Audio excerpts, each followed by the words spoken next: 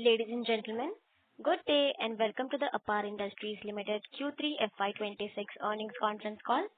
As a reminder, all participant lines will be in the listen-only mode, and there will be an opportunity for you to ask questions after the presentation concludes.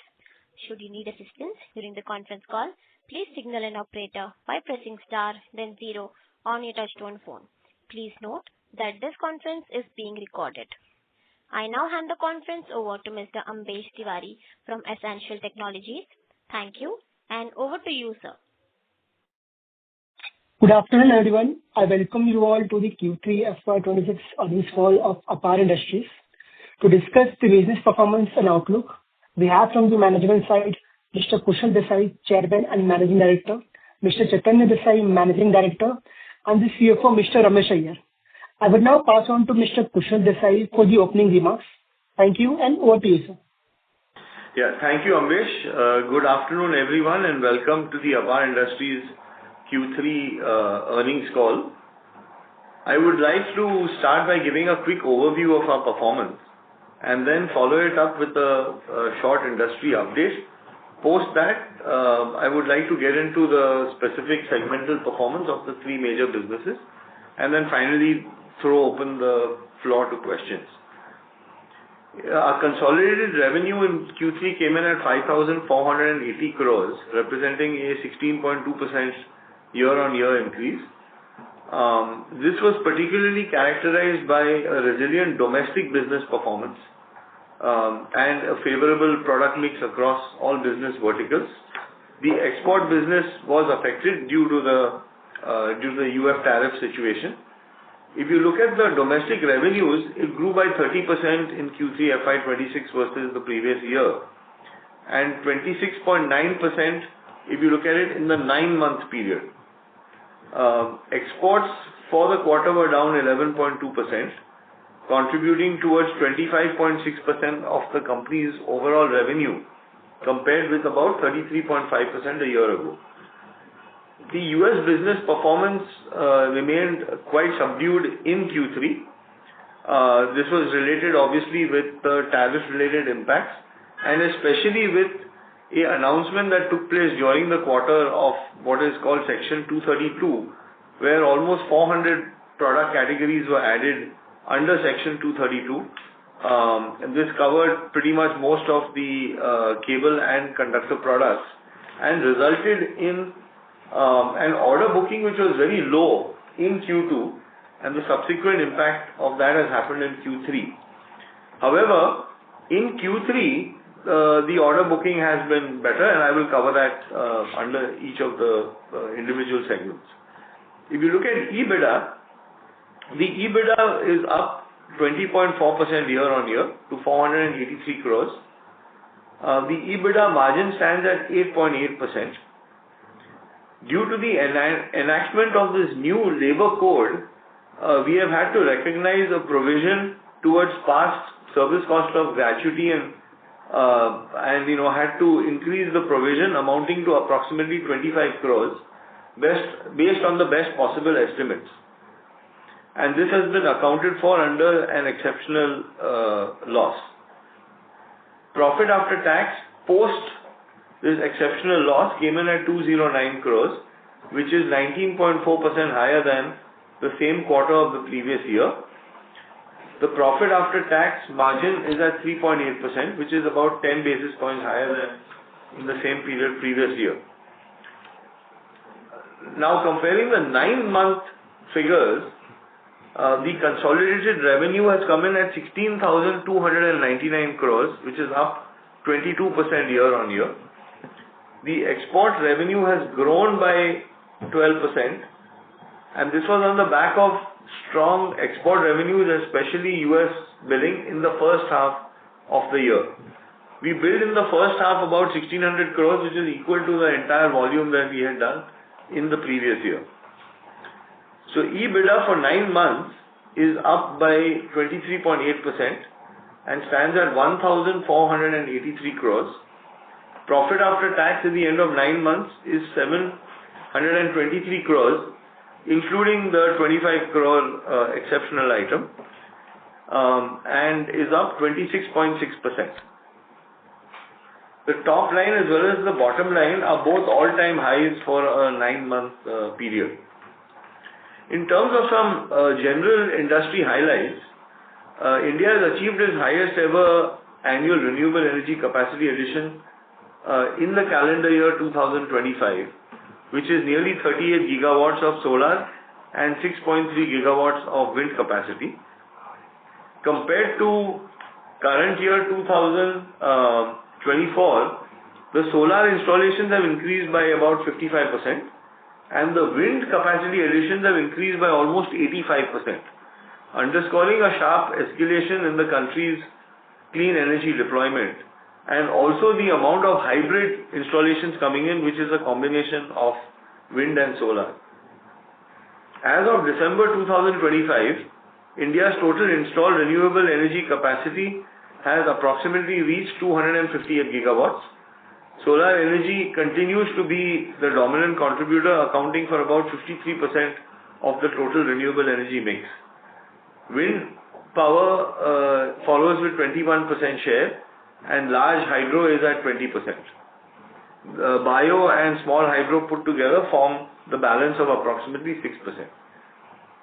If you look at additionally, India's power sector achieved a historic milestone in energy generation, transmission and distribution as well in 2025, with a maximum power demand of 242 gigawatts during the year, and it has reduced the national energy shortage to almost nil.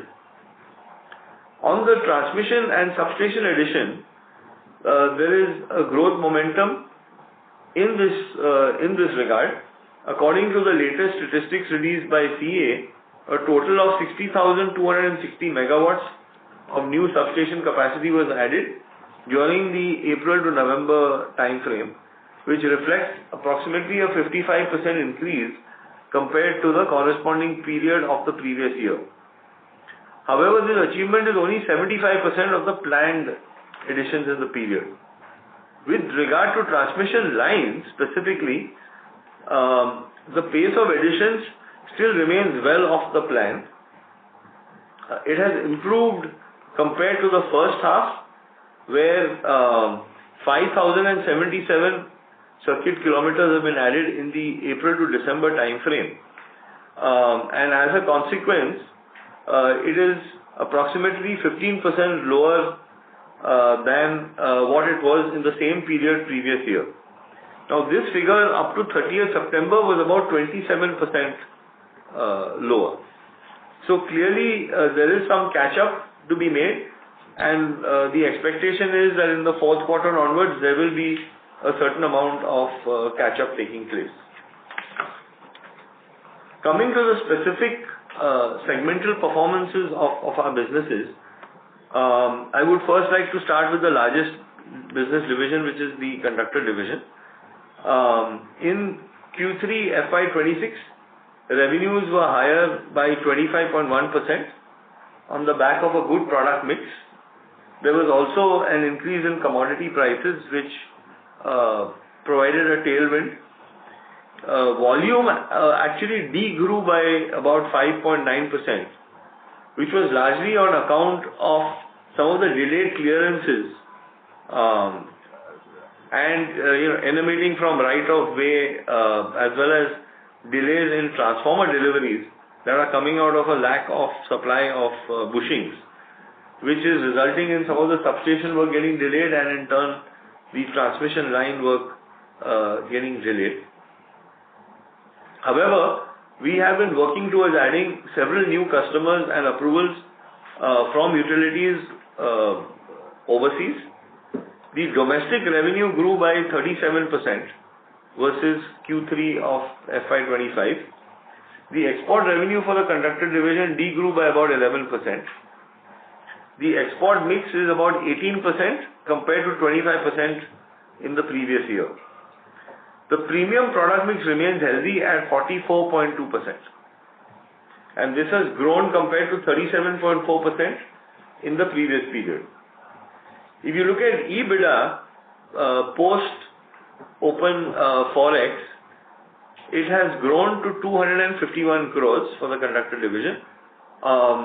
The EBITDA post Forex per metric ton stands at 44,195 as opposed to 29,593 per metric ton in the same period previous year. Our order book is reasonably strong at 7,396 crores, of which exports is contributing approximately 32%. The total new orders received in the 9-month period is at about 8,052 crores. Coming to the 9-month performance, the 9-month revenue stood at 8,948 crores, which is up 34% versus last year. Physical volume grew 8.4%. The export mix came in at 21%. The EBITDA post Forex was up 31.2% to 748 crores, and the weighted average EBITDA margin is at 42,311 rupees per metric ton, which is significantly higher than the 34,949 per metric ton in the 9-month previous year period. Coming to our oil business, the revenues from operations grew 18.4% with a volume growth of 21%. The transformer oil volume was up by about 10.6%, and some of the other areas also contributed well. The automotive oil grew 14.6%. The industrial lubricant part of the business grew 15.7%. Overall, exports contributed 42% to the division's revenue as compared to 43.8% a year ago.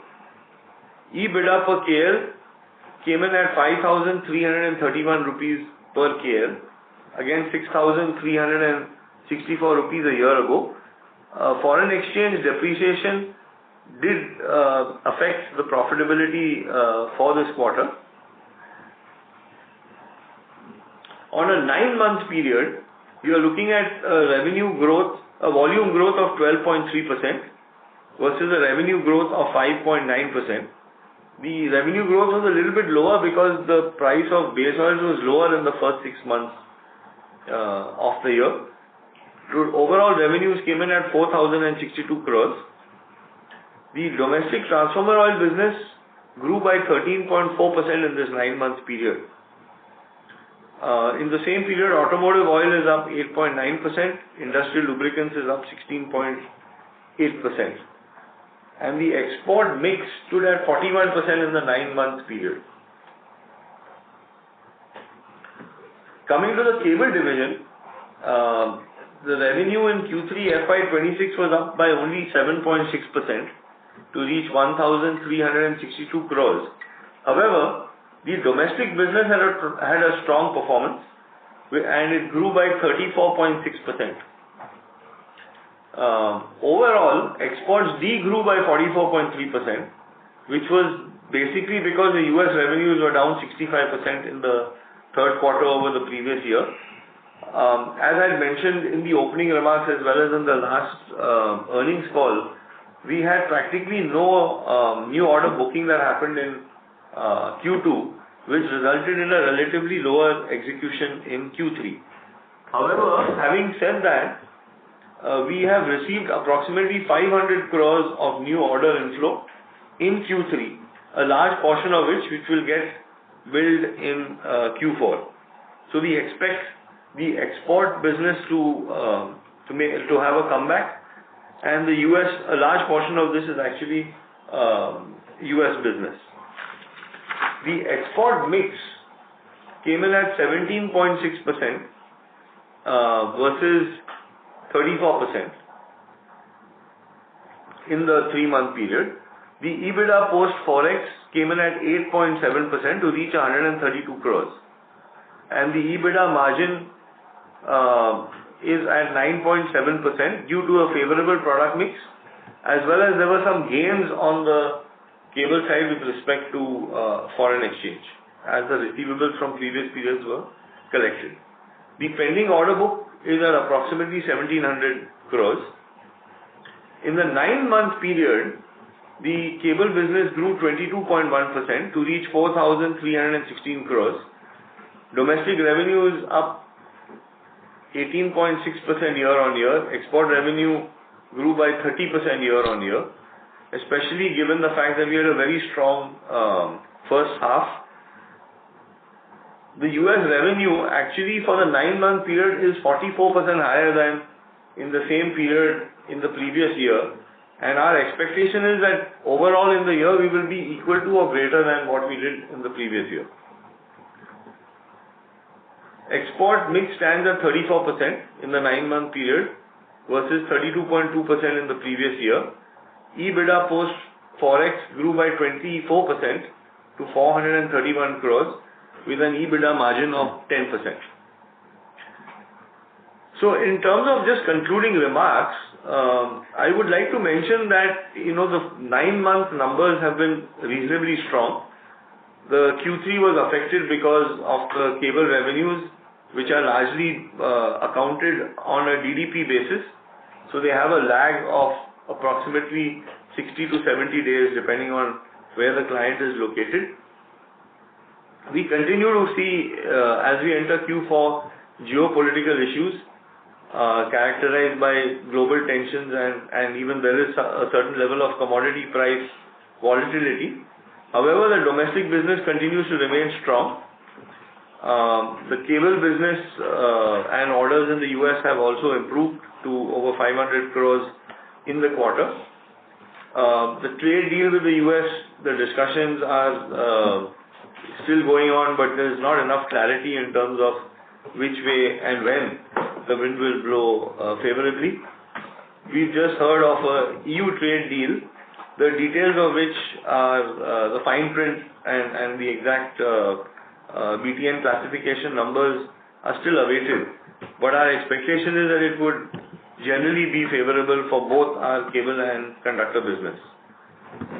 So on this note, I'd like to conclude my presentation and would like to open up the floor to questions, please. Thank you very much. We will now begin the question and answer session. Anyone who wishes to ask a question may press star and 1 on their touchtone telephone. If you wish to remove yourself from the question queue, you may press star and 2. Participants are requested to use handsets while asking a question. Ladies and gentlemen, we will wait for a moment while the question queue assembles. The first question is from the line of Amit Anwani from PL Capital. Please go ahead. Hi, sir. Thank you so much for the opportunity. Am I audible? Yes. Yeah. So, first question on the kind of positive surprise on the EBITDA per ton of 44,000, and I can see on a 9-month basis we have done roughly about 42,000. Just wanted to understand, you have highlighted better product mix.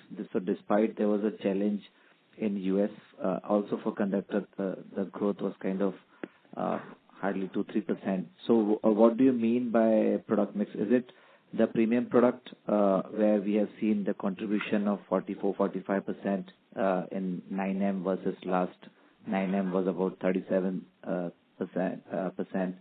So can you would we be able to explain more in terms of what is driving this strong EBITDA per ton for conductors, and also would like to understand the volumes growth. So you did highlighted that there's some comeback which is happening, but what is the volumes growth expectation for conductors for 4Q and probably in medium term? Yeah, Amit, hi. You're right, Amit. In terms of the EBITDA per ton, it is largely because of increase in the premium mix as compared to the total sales of the conductor. As we have discussed earlier also, US is always one of the reasons for the higher EBITDA, but as we have been premiumizing our portfolio over last several years, this had made a big impact in terms of increasing the EBITDA margin on a per metric ton basis. Overall, last Q3 we had a premium mix of about 37%, which in this particular quarter has gone to 44%, due to which our EBITDA margins has been higher. And of course, as you compared with last year was the lowest EBITDA margin on a per metric ton basis that we saw in the last 4 quarters of the year. And this quarter, because of the favorable product mix, the margins have been higher. And also, as we have discussed earlier, some of the non-premium mix also, because of the shift from ACSR to AL59, has been giving a higher EBITDA per metric ton. All of that has contributed to a higher margin in this particular quarter. In terms of volume, overall, if you see last year, Q3 and Q4 was heavy, and we expect that full year should be around the YTD range that we have been getting till now on the volume growth front. That's what we expect as of now to end the year. Which is kind of 8 to 9%, if yes. I read. Yeah. Right. So second thing, so is it fair to assume that since premium is, as you rightly said, even on the EBITDA per ton basis, doing fairly well, and I can understand that premium, large portion of contribution is coming in the domestic market, and we are growing very strong in the domestic market.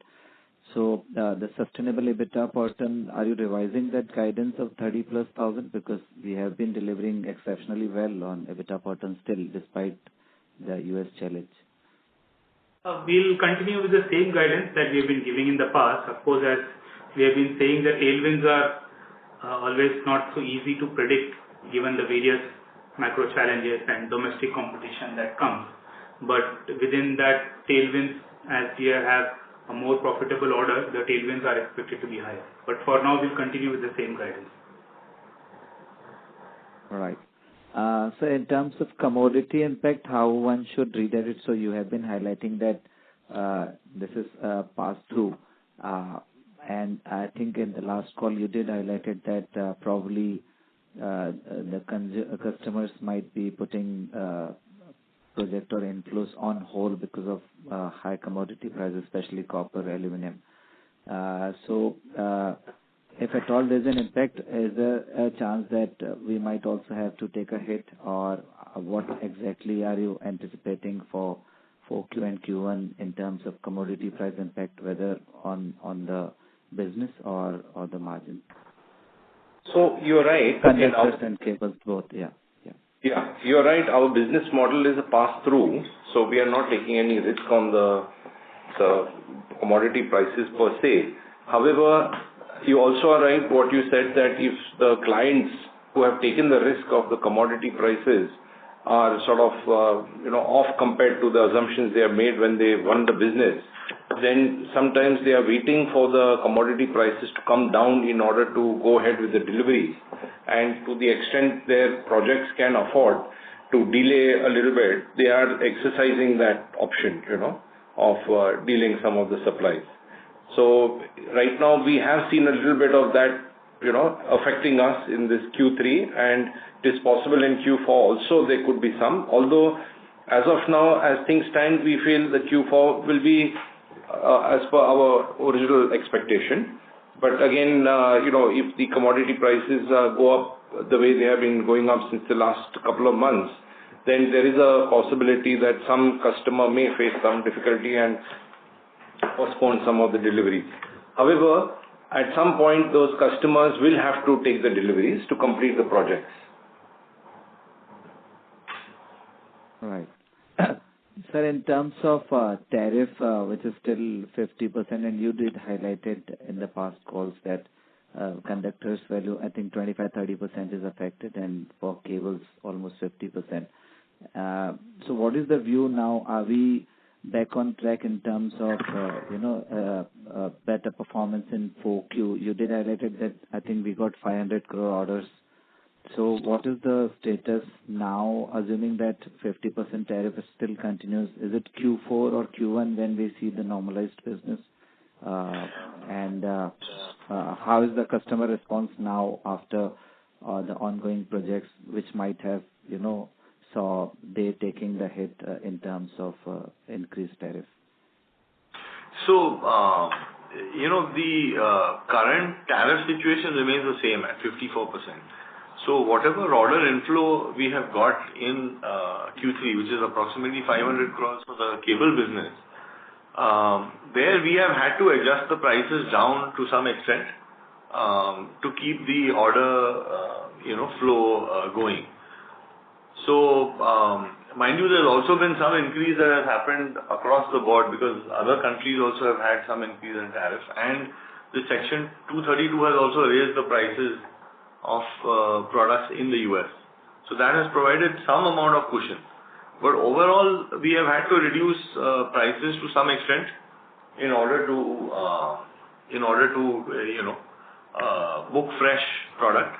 I had mentioned in the last earnings call as well that for us, the US market is a very strategic market. We've spent several years building access, to customers. We've got approvals now coming in from some of the data centers, and, critical clients, which takes a very long cycle to get approvals from. So our strategy is to continue to ride this period by making sure that we service customers there, even though it means at a slightly lower margin. But that strategy is something that we will continue to follow. And given a period of time, we are hoping that there will be some normalization that comes, on the tariff front. Having said that, we've increased our efforts to, pick up business from other areas, and the domestic market has been reasonably strong, which has offset, at least in Q3, some of the deficit that we had on the export front. I hope that answers your question. Sure, sir. Sir, lastly, just clarification on US revenue. You spoke about 1,600 last full year and 1,600 H1, and I think you did highlighted that this year we are looking for equal to last year. So does that mean nil US revenue for H2? Is it the right understanding? It will be higher, is what we said. Yeah. No. What I was saying is that we've, in the last year, the US business in the first 6 months, as you rightly said, was equal to approximately what we did in the previous year. So with the gap that we've had in Q3, as we get into Q4, you will get, back into this 500 crore order book which we have. A significant portion of that will get executed in Q4. And plus, we are still in discussions for additional business to come in. And depending on, most of that will get then picked up in the first quarter of 2027. Right. But you will see close to 500 crores of revenue that will come into Q4 of this year. Sure, sir. So possible to share the US revenue for 9 months basis for conductors and cables? We don't have that number handy right now. I have the 6-month number, which was, equal 1,600 crores was the 6 month. I have an overall export number, which is what I gave out. Yeah? Yeah. Thank you, sir. Thank you. And all the best. Thanks. Thank you. The next question is from the line of Umesh Raut from Nomura. Please go ahead. Hi team, and congrats for a very good set of results against, I think, more of a softish quarter what you guided last time for Q3. I think it was more of a positive surprise. So my first question is on recent FTA between India and Europe and EU. And I want to understand how big the EU market is in terms of conductor and cable, and how competition is also running over there. Are there any duties against Chinese players from EU countries, and how we can approach approvals from EU countries? Okay, so the fine print of the EU deal is still something that we need to go through. Our sense is, so you have to actually look at each BTN number to see whether the specific products that we manufacture and are exporting to the EU are covered under, a zero tariff or a lower tariff situation. The European market otherwise is very large, but the access to the market has been very restricted because the utilities there tend to prefer to buy EU manufactured products, locally. So I think the assessment of this European deal and, the consequence to us, it will take us a little time before which we can really put this together. I mean, it's bound to be more positive than what it was before, But to what extent, I think we still need to gauge that. Understood. And currently, how much of your export revenues are from EU? About 5% of our revenues have been coming from there. Understood. Now, if I look at our conductor segment, I think if I look at domestic markets since last, say, 1 year or so, there are, I think, delays happening in terms of transmission projects. And if we look at our volume trajectory as well, maybe for this year we will close with about 8% plus kind of growth on volume side. So I think going into FY27, considering that there were delays in 26 and there were also issues in FY25 as well, I think how can one factoring in volume growth for conductor business in FY27? So, currently there is a backlog which is there because of, as I mentioned in my opening remarks, that there is a problem of transformer deliveries because of lack of bushing and the bushing capacity that's available. So, the government is actually making a concession for import of bushing, which will kick in very shortly, within the next week or so. In the meantime, the bushings capacity in India is also getting increased. Several new plants and brownfield expansions in place.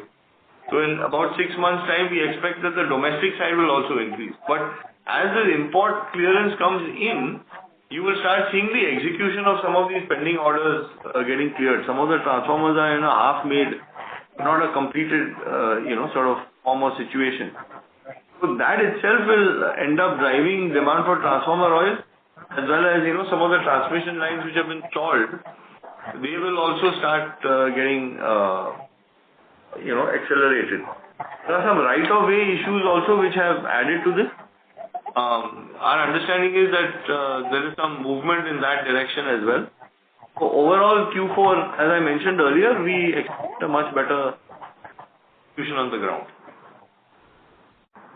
Yeah, correct. That I understood. But going into FY27, as you mentioned correctly, I think a lot of these legacy issues are kind of getting resolved.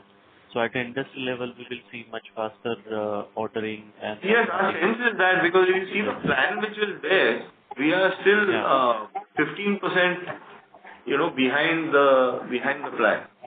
And you also have a lot of new solar installations likely to be coming in, both from the big business houses, from the Adani side, from the Reliance side, etc. So the transmission line demand should continue to be there.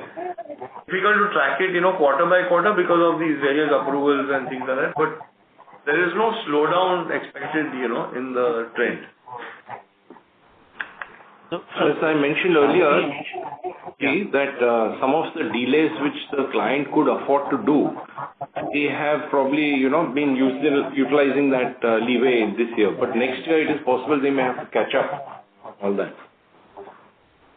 Understood. So is it fair to assume that we will return back to double-digit kind of volume growth for conductor business? That's clearly the target. And if you see, actually, if you look at the 9-month period, the growth is still pretty strong. It's still at about 8.5%, volume growth, if you look at the 9-month period. But yes, we expect next year volumes to again be back double digit. Understood. My last question is on cable side. I think a couple of years back we guided for our strategic endeavor to grow at about 20% CAGR till FY28 and reach at about close to 10,000 crore. So where are we on those plans on the top line growth side for cable business? And second, I think on the EBITDA margin side, our endeavor is also to get into double-digit range, more close to 11%. I think for this year at least we are slightly falling behind. So how you are planning to approach margin trajectory for this particular business? So, if you take the 9-month period, volume, our revenue is up 22%. So we are tracking on a 20+% CAGR growth. Given the 9-month performance and what we see in terms of visibility for Q4, we should definitely be in that 20+% growth range. In terms of EBITDA, 9-month EBITDA is at 10%. And of course, the US business actually, and having to make some sacrifice on pricing in the US is going to have some impact on the EBITDA in the cable business. But as I said, it's a strategic call that we've taken, and our belief is that in the long term, something or the other will come up to iron that out. In the meantime, we don't want to lose access to the market which we've developed. So overall, I mean, we've been managing between other markets, domestic, etc., to maintain both top line and bottom line so far. Understood, sir. Thank you so much. I'll get back into the all the very best. Okay, thank you. Thank you. The next question is from the line of Kunal Seth from B&K Securities. Please go ahead. Hi, sir. Congratulations on a good set of numbers, and thank you for the opportunity. First question is around this new line of business announcement that you have made, that 156 crore order. If you can talk more about it, our scope of work, and how big the opportunity is for Apar? So actually, it's really an extension of, what we're trying to do in the cable solution space around telecommunication and the telecom products. So it's really, we won one package for in the Kavach project, which is basically increasing the security and safety in the railway lines. So that package is about 153 crores. It will take approximately, we just formally received the order today. We received an LOI earlier. Execution time frame is approximately 22 to 24 months. And it entails, setting up signaling, for improving the safety in the railways. Now, Kavach projects are actually, if you see, totally the railway will be spending, upwards of 40,000-50,000 crores in upgrading safety standards. So this is like, our initial foray into that. Sure, sir. Sir, my second question is related to export, and this is for both conductors and cable business. So what is the kind of conversations that customers are having now, especially in the US market, given the commodity volatility, this tariff has, continued for too long now? Do they still continue to believe that they will keep sourcing from where they were sourcing, or, how are they thinking about all this situation? So on the tariff front, you have two sets of products. You have products which are aluminum based and copper based. So the copper-based products for somebody exporting from India, the effect is very big, very huge, because there is a reasonable amount of copper production within the United States. And as a consequence, the local producers are not picking up that 50% tariffs. On the aluminum front, 90% of the US aluminum is actually imported. And as a consequence, directly or indirectly, whether it's in the form of an ingot, rod, or whatever stage, you're picking up the 50% tariff on an aluminum-based product. So the conversations that we have with clients are also varying depending on the nature of the products that we have. So for aluminum-based products, by making an adjustment in the price, we are still in a position to make a positive margin and continue the access to that business.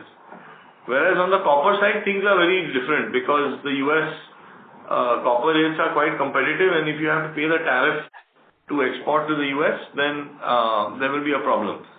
Now, having said that, most of our volume so far has been aluminum based, and so our market access will get a little bit reduced, but it's still there, and customers are still having conversations with us. We've been exporting to that market now for several years, and our products are very well received in the US by EPC players, by asset aggregators, etc. So conversations are still happening. That's how, in spite of everything, we did pick up almost 500 crores of business, new order book in Q3.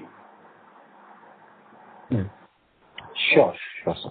And sir, if you can quickly also give us some update on status of the capex, on both conductors and the cable side. Where are we on that?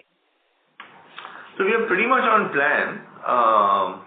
We've already completed about 500 plus crores worth of capex as of Q3 out of a total plan of about 1400 crores. We expect that in Q4 and Q1 of FY27, a large portion of that remaining capex will actually take place.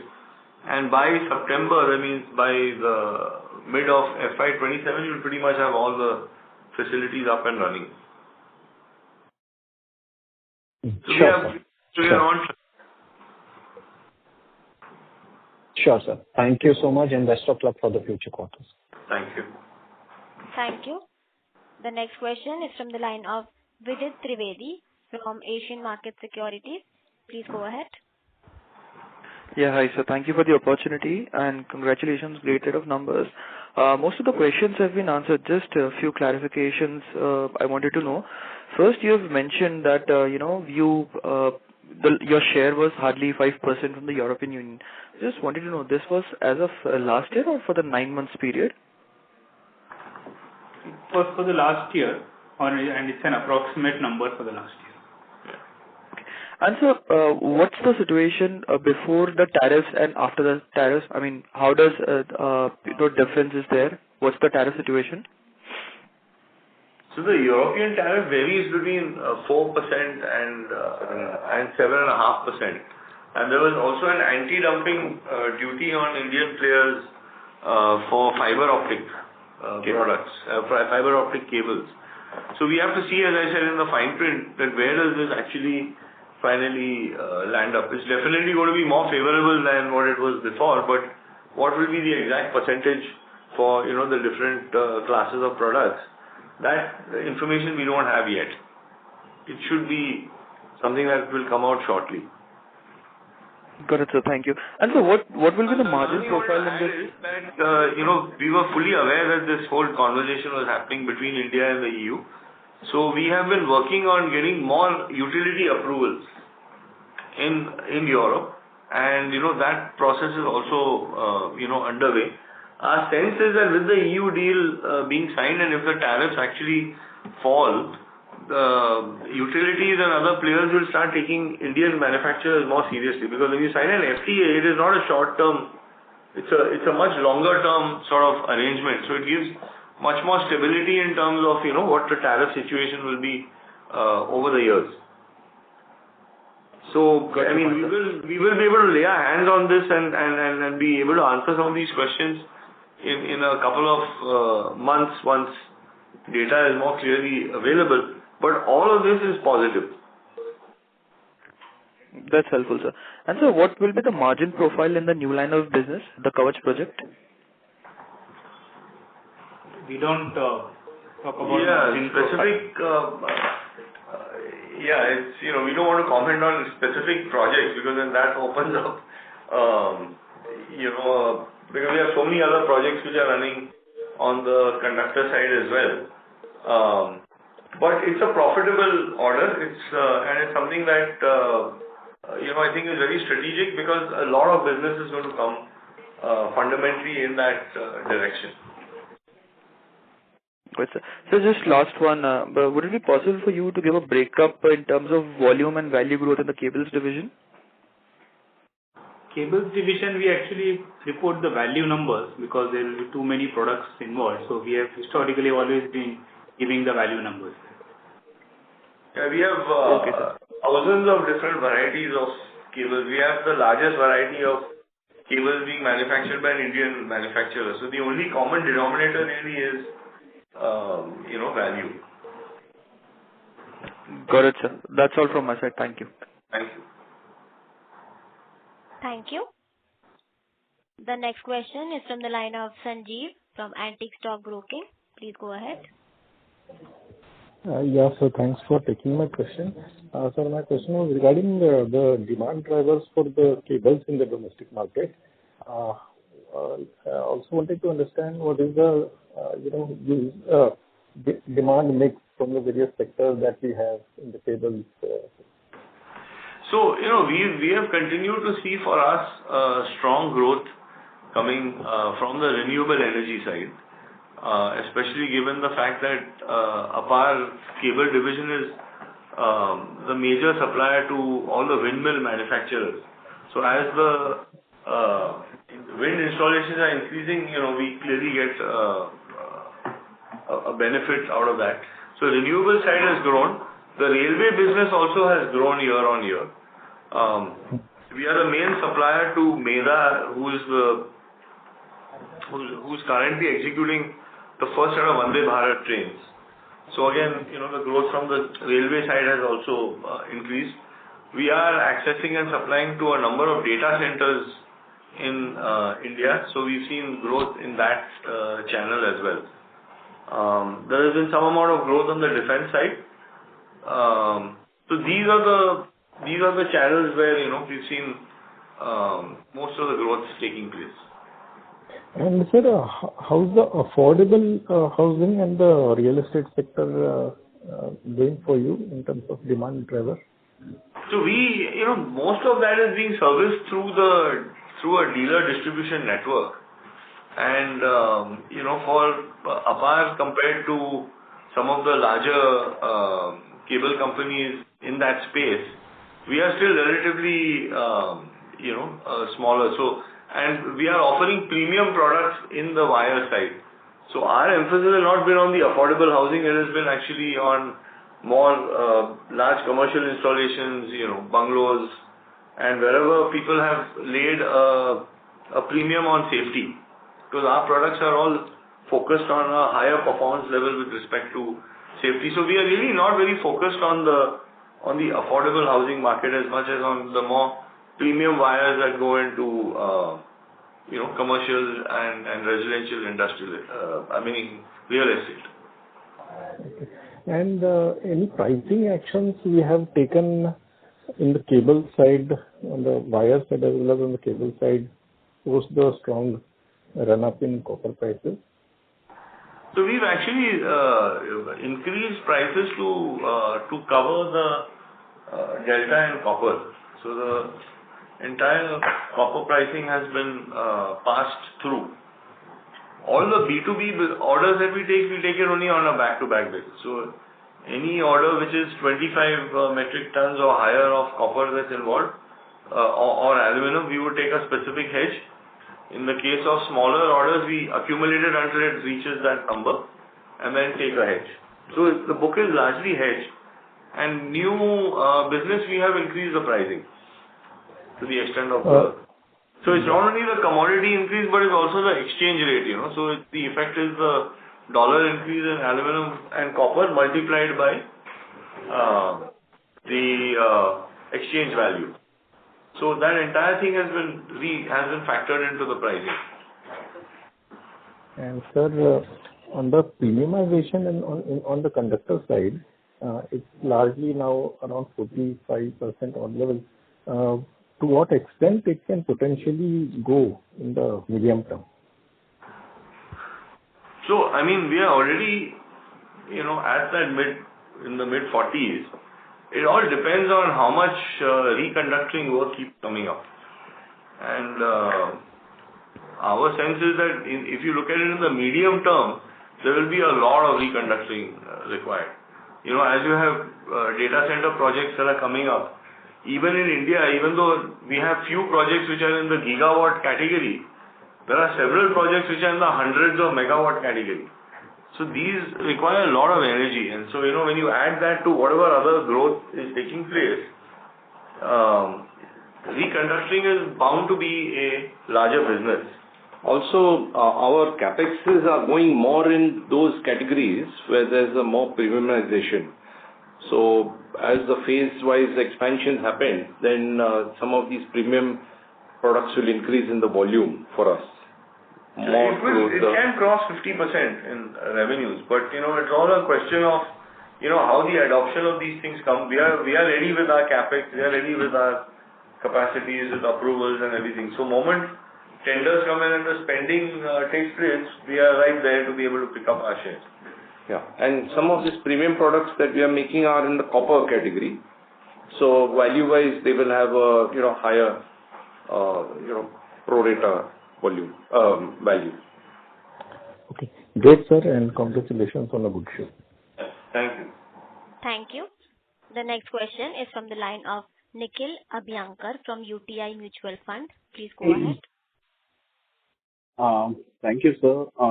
Sir, I've got a couple of questions. So you mentioned that the order book has improved significantly from US and Q3. But on the cables division, we see that there has been a dip QOQ. So just can you clarify on that? And also highlight how has been the ordering trend in Q4?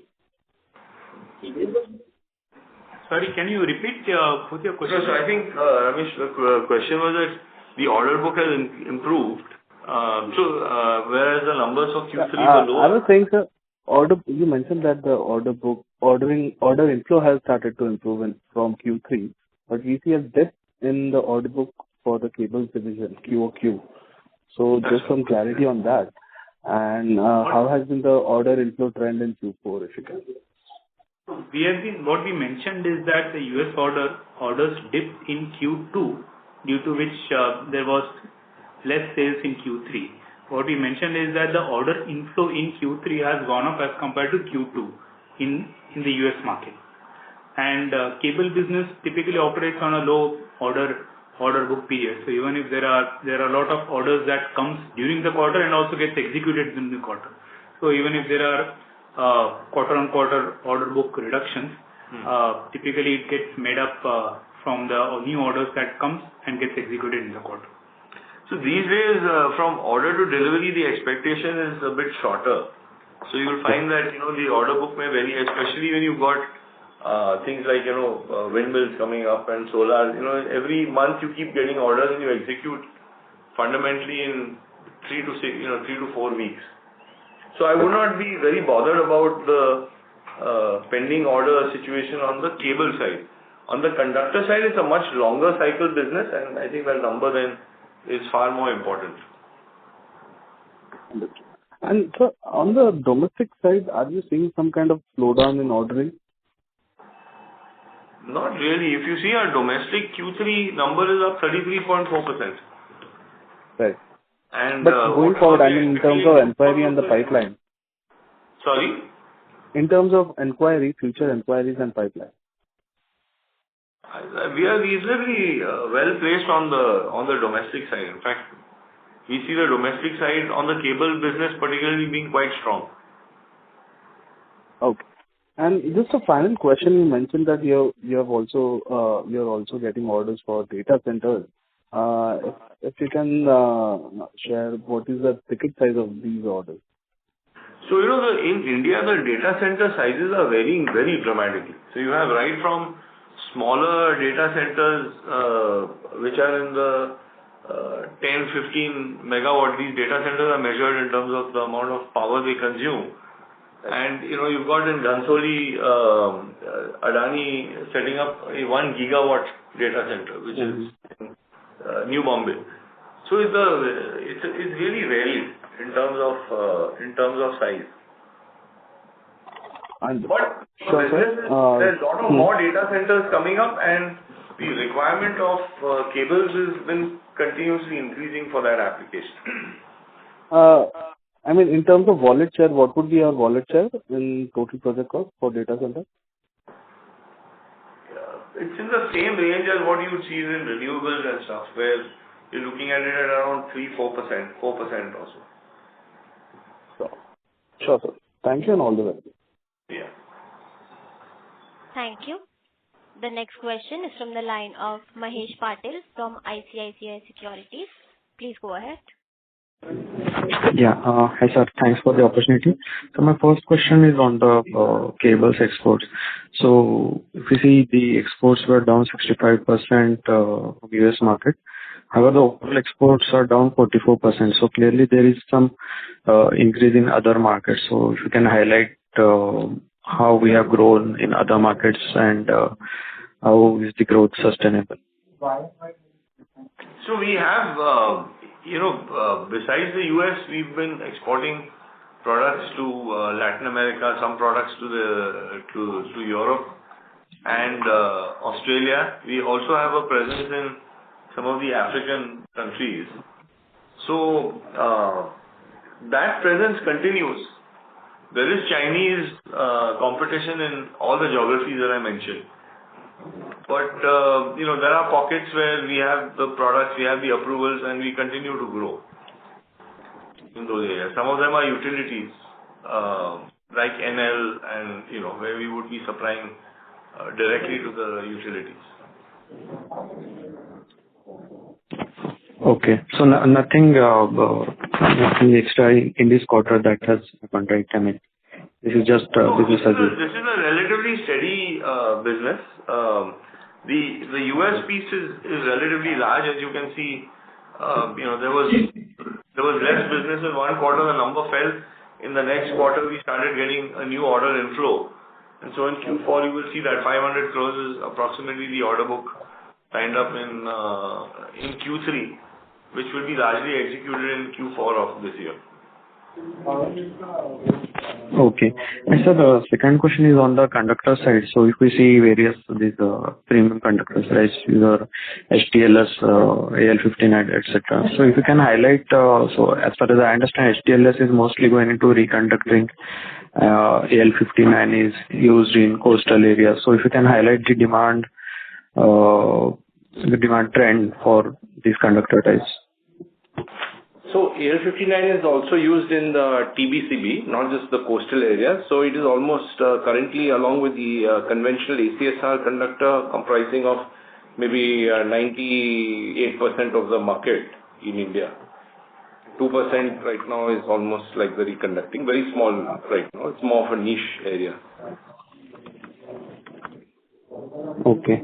And so there were some news around many of the states going for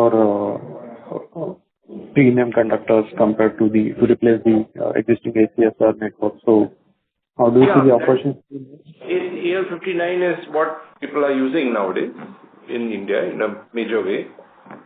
So it is relatively better than the ACSR, but it is still in the category of conventional, the AL59. Okay. Okay, so AL59 is categorized when it's a premium product. AL59 is not part of that, correct? Correct. Yeah. It's non-premium. Yes. Okay. It is also getting very competitive. Okay. And sir, last question on the cable side. If we say that, we are saying that the cable business is likely to grow at 25% rate year on year. So just wanted to understand if we look at sub-segments like power cables, which includes, RE cables, other domestic cables, etc. I guess power cables is the majority part of it, and where is the capex in that sub-segment. So just wanted to understand for sub-segments will be growing at, let's say, 15-20%, sub will be growing at more than 30%. So if you can highlight some of the key growth drivers in cables business.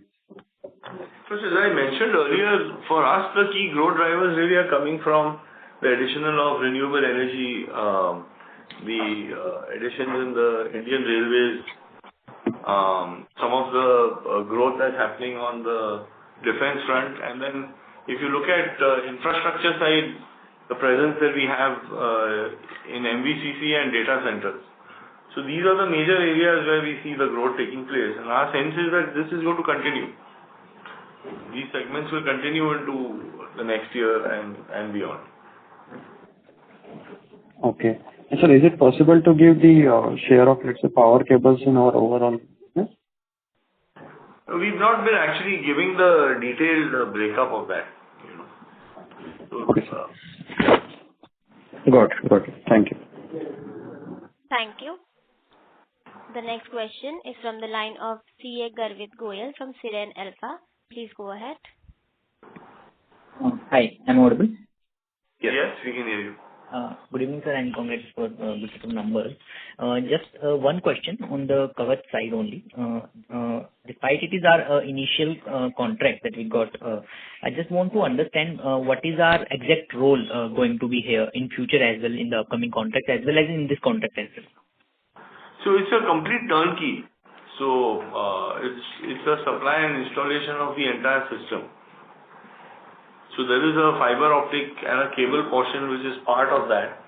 And then you have towers, you have the installation, there are some passive components, some active components. So it's a complete turnkey. So all these projects are awarded on a full turnkey basis. Understood. And from whom we got this contract, sir? Contract is from the Indian Railways. Okay. Understood. That's it from my side, sir. All the best for future. Thank you. Thank you. Thank you. The next question is from the line of Nikhil from Kizuna Wealth. Please go ahead. Yeah, hi sir. Thank you for giving me the opportunity. So sir, my first question is in our investor presentation press release that we uploaded, we have stated that volume for the conductors were impacted due to increased competition from the non-US geography. So can you elaborate more on that? As per your initial remarks, you said that it was due to the transformers. So can you elaborate more on that part? Actually, the line was not very clear, but was your question to do with the Chinese competition? No, sir. Am I audible, sir? Yeah, we are audible. Yes, now we are audible. Yes, sir. So as per our investor press release that we uploaded, we have said that the conductor volumes were impacted due to increased competition from non-US geographies. And our initial commentary, we stated that we also have the volume problem due to the domestic market due to transformers. So can you elaborate more on this volume? How are we looking at the trends going ahead from both non-US geography perspective and domestic perspective? Two different matters, I think, which probably have got mixed up in your question. One part is to do the non-US geographies, which are, like rest of Asia other than India, then Africa, Middle East, Europe, Latin America, etc. So there we have been impacted due to the Chinese competition. That is one part. And the second part is to do the transformers, where we were saying that the transformer manufacturers were not getting certain inputs like the bushings.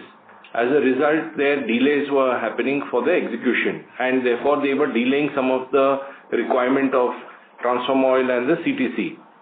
So that had impacted in a different way the demand for us. Substation also. And the substation also is getting delayed because the transformers are the heart of the substation. So there, to relax this particular supply situation, the government is now allowing Chinese manufacturers' bushings to be also used, in the execution of transformers to alleviate this problem. So, okay, sir, that's really good to hear. So, sir, my second question is also we had the global approval from the Microsoft for data center cables. So, are we also going to look at the impact on the cable segment from the data center perspective in the US geography? So, yes, are we have been looking at that. Unfortunately for us, the US data centers largely use copper-based cables. And as I explained earlier, the pricing of copper in the US is very competitive relative to the rest of the world. It is competitive. In the case of aluminum, we import 90% of the aluminum. So the effect on this of the Section 232's 50% tariff is much more on aluminum-based products and relatively less on copper-based products. So as we try to export copper-based cables from India, we would face a significant tariff differential compared to in the case of aluminum. So we are not able to export very much of copper-based products at the moment until this tariff situation changes. And until it changes, we won't be able to access most of the data center requirements. Okay, sir. That's really great to hear. So, sir, now on the perspective of order inflows on the cable segment, so we saw in the month of post-September, there were 2 months that we had the muted order book in the cable segment. So how does it look from the November, December, January perspective till now? And how do we expect the trend post-July? Like you already said that post Q1 we will be able to normalize the business order inflows. So how has been the month of November, December and January, sir? So in that period, we mentioned that we had an order inflow of cables of about 500 crores from the US. So there is an inflow of business that has started coming in now again. So sir, my question is like, was it like a consistent business or it was a lumpy one order flow or something like that? No, several orders, meaning from several different customers and different projects which are involved. So they're all project-related orders which we've received and are executing, or largely project-related orders. Okay, so it's not just one lumpy project. Yeah. So that's it from us. Thank you, sir. Okay. Thank you. A request to all participants, please restrict your questions to 2 questions per participant. For more questions, please rejoin the queue. The next question is from the line of Swastik Ghagre from Equity Wealth Management. Please go ahead. Hello. Yes. Good evening. Audible. Yes, we can hear you. Good evening, sir, and congratulations on a good set of numbers. So I have few questions. So time and again, the first one is, time and again you have been, alluding to a thing that we are looking to set up a manufacturing in USA. And if I recall clearly, in the last call you mentioned that US utilities usually don't buy from exporters, they buy directly from domestic players. So what is stopping us actually, or are we still thinking, or what are the metrics that we are looking to so that it fits our thought process there? That's my first question. So basically, we are doing our studies, but as you know, the situation is quite fluid. So we are also watching the situation, and then appropriately we'll, take decisions. Okay. Second question, sir, is more on the recent management change that we saw in the cable solution business. The CEO sort of resigned, and then we saw that the CEO joined our competitor. So currently, who is heading the cable solution division? Is it directly overlooked by you, or are we looking to? No. So we have Mr. Chandrasekhar Shrotri has joined the cable business. He joined on the 4th of December. So he's been now in the role for almost a little over 1.5 months. Previous to this, he worked for Siemens for 30 years and was in charge of the low voltage business across 27 or 28 different countries. So very seasoned individual who has been involved not directly in cables but very familiar with the customer base as well as the channels. Okay. And also, sir, on the wires and cable side, so we have guided that we will grow 25% to be precise, with 10 to 11% margin rate. So we have achieved that 10%. But 25% growth, we fell quite short in this quarter, and if we see 9 months, it is 22%. So do you think that this Q4 and whatever order we have from the US, because we are losing margins there, so we will be able to suffice that growth? And of course, we can't get both, but can we get the volume growth that we are looking, or the revenue growth we are looking? So that's the guidance which we've given, that we will be for the year definitely 20+% on the revenue front, and we are trying to track an EBITDA which is close to what we've delivered for 9 months, in spite of having to sacrifice some amount of margins on the US business. Oh, and only one last question, sir, if I may.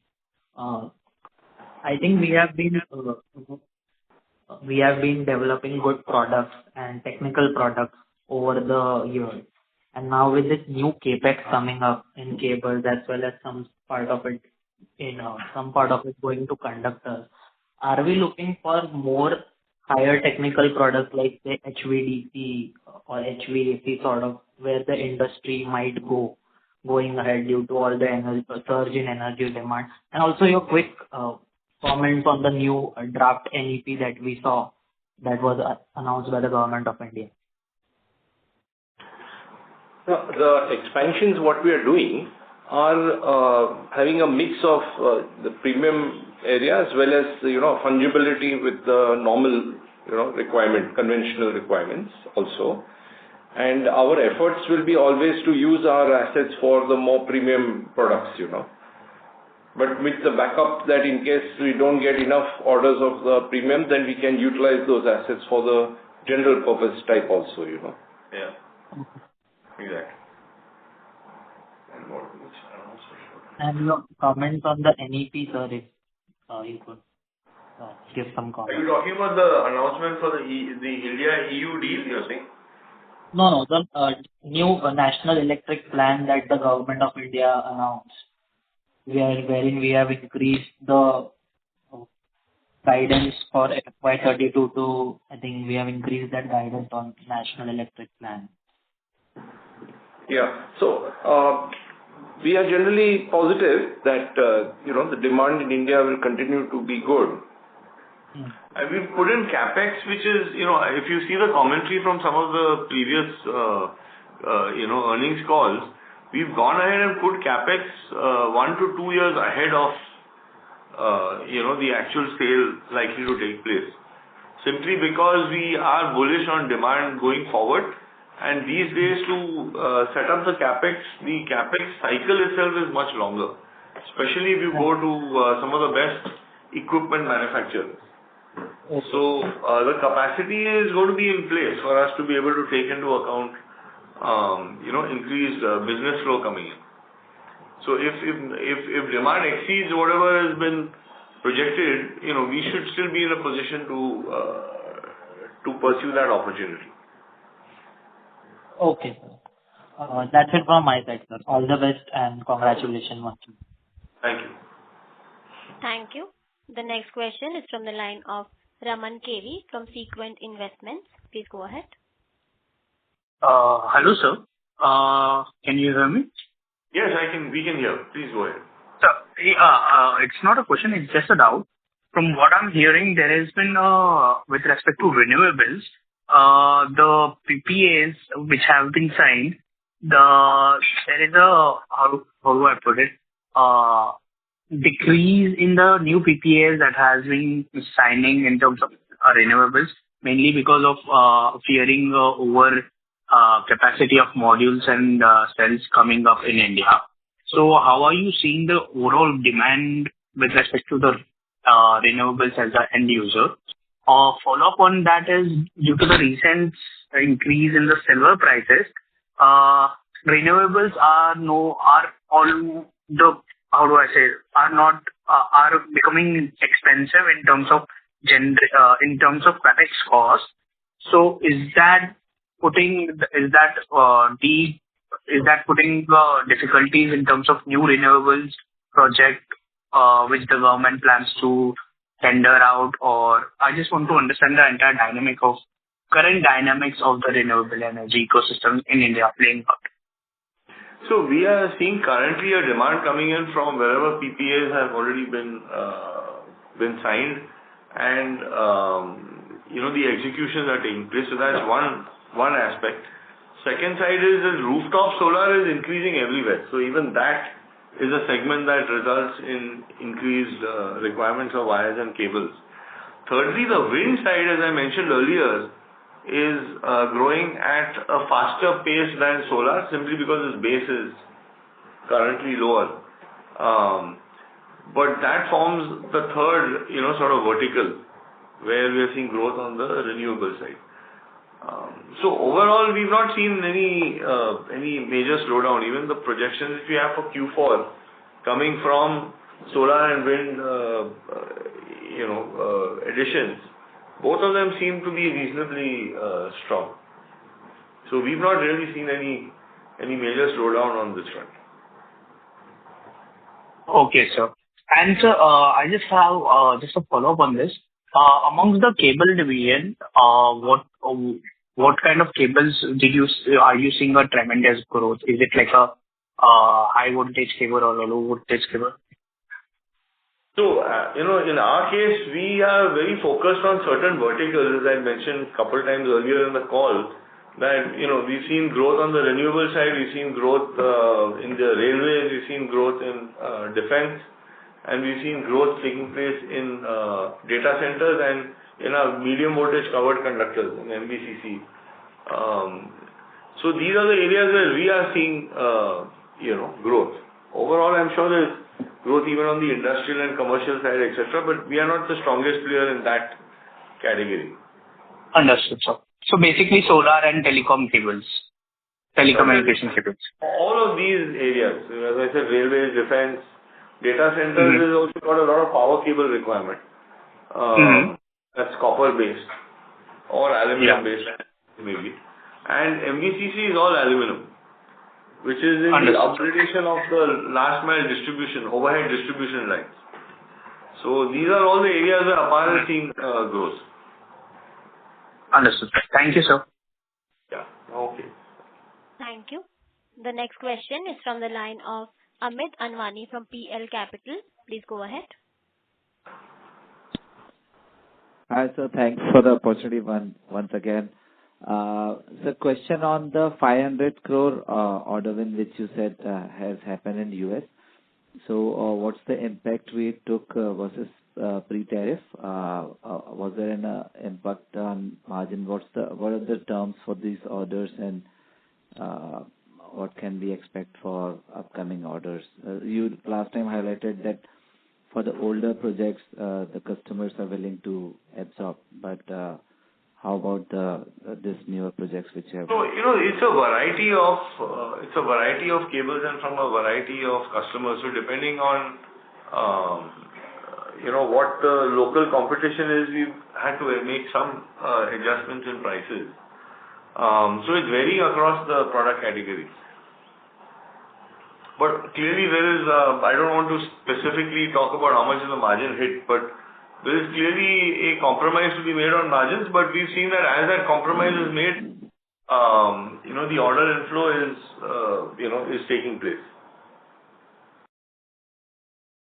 Sure, but there would be some impact, right? Pre-tariff. There is an impact. I wouldn't want to comment specifically because it's a big variety of cables and orders. There is some impact, but overall, as we said, we are still targeting hitting what our guidance is for the year. And this 500 crores is going to help, definitely achieve the top line. And as far as the bottom line is concerned, we are trying to be within the same range as we are in today. So is that the cables margin still will be impacted for 4Q? So there are a range of products, Amit, as you know, that we sell in cables, and different products will have different margin profile.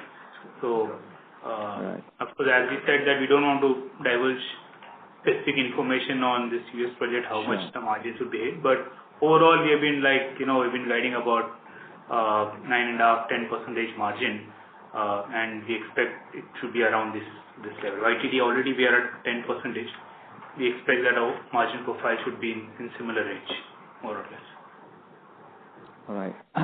Some more details on reconducting. You said it's a big opportunity. So any color in terms of market, whether in terms of maybe circuit kilometer or the value which came in, let's say for F20, the current financial year, and what is the expectation for next 2 financial year? Any data on that in terms of circuit kilometer or value? And then how the Apar is standing? Is there a competition, or what is the wallet share currently in terms of reconducting? If you could explain more. So unfortunately, there is no published data. In our own way, we are making our assessment, and our year to year it slightly fluctuates also as to how much is the breakup between the conventional type and the HTLS type. But our current estimate is roughly 2% by volume. In HTLS, though, there is a service component of the labor to actually put up the line and some designing aspects also, which is little more value add for the for us. And as far as the future is concerned, we expect that higher growth pro rata, it has a low base, so, it may have percentage-wise little faster growth of the HTLS compared to the conventional. But it is a much more expensive product, so, the clients are choosy when to use the HTLS, and especially when there's no choice is there due to ROW, then they may go for that option. But if they find that there is other option, then they may go for a new line instead. And on the competitive strength, I think we have elaborated it more in detail in this corporate presentation. We've completed more than 175 projects in difficult terrains, etc. And it's more appropriately elaborated there. So you may want to have a look at that to see what are the competitive strengths in this particular reconductoring opportunity. Sure. So this MVCC, this is also included in reconducting the upgradation of overhead distribution through MVCC you highlighted.